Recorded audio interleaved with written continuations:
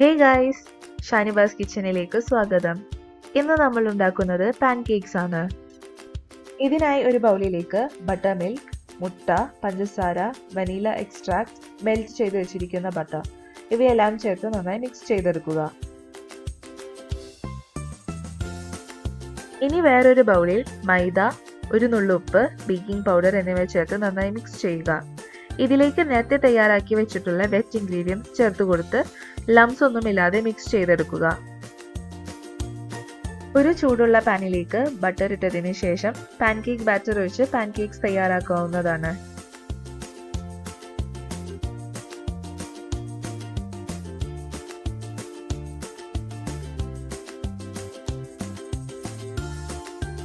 ചൂടുള്ള പാൻകേക്കിലേക്ക് ബട്ടറും പിന്നെ മേപ്പിൾ സിറപ്പോ അല്ലെങ്കിൽ ഹണിയോ ചേർത്ത് സെർവ് ചെയ്യാവുന്നതാണ്.